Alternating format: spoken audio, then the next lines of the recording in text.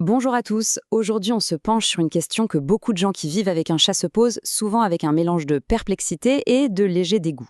Pourquoi est-ce que les chats ont cette manie de rapporter des proies mortes à la maison? On va explorer ça en s'appuyant sur une analyse du blog Tu savais ça, qui propose des infos, je cite, strictement inutiles et donc rigoureusement indispensables. C'est parti. On connaît bien la scène, n'est-ce pas? On ouvre la porte et là, sur le paillasson, un petit oiseau, une souris, déposés là comme un trophée.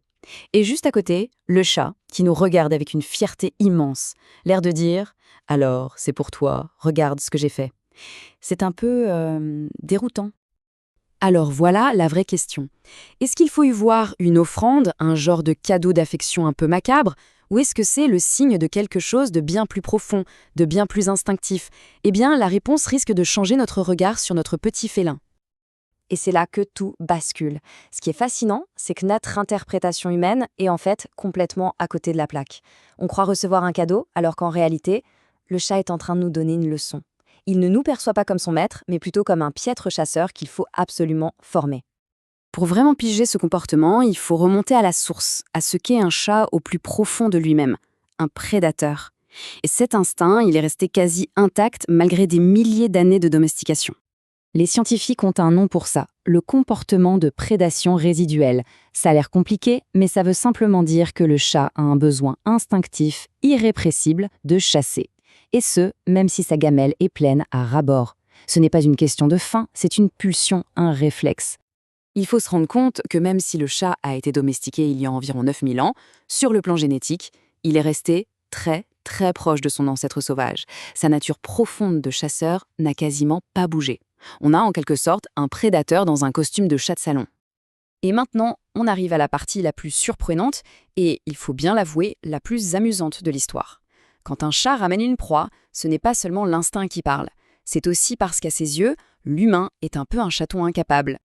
En fait, c'est une énorme preuve d'intégration sociale. En partageant le butin de sa chasse, le chat nous dit qu'on fait partie de son cercle, de sa famille. Il nous reconnaît comme l'un des siens, simplement comme un membre un peu moins doué pour se débrouiller tout seul. Et pour nous former, il reproduit le même schéma d'éducation que les chats avec leurs petits.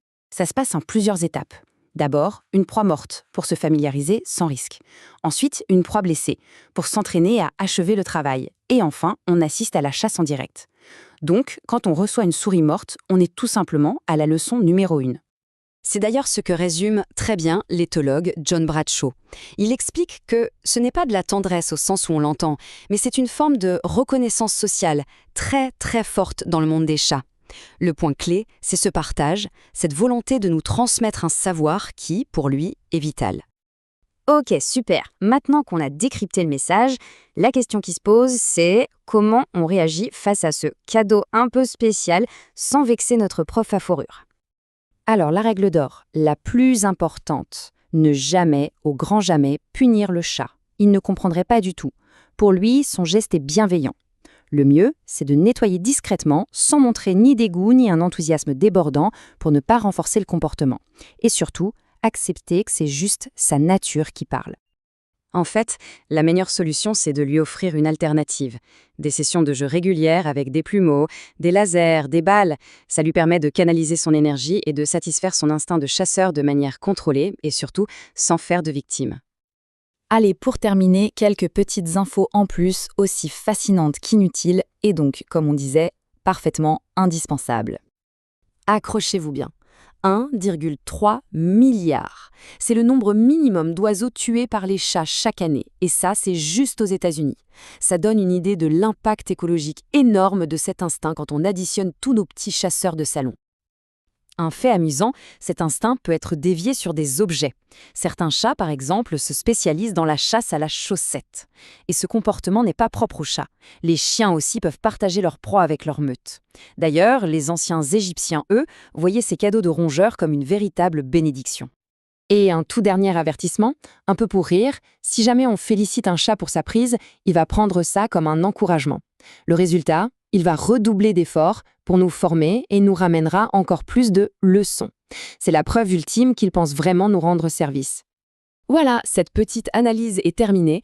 La prochaine fois qu'un petit corps sans vie apparaît sur le paillasson, on pourra y voir autre chose qu'un simple cadeau un peu glauque. On y verra peut-être ce geste maladroit d'un prédateur qui nous considère comme un membre de sa famille, un membre juste un peu lent à la détente. Ça change complètement la perspective, non?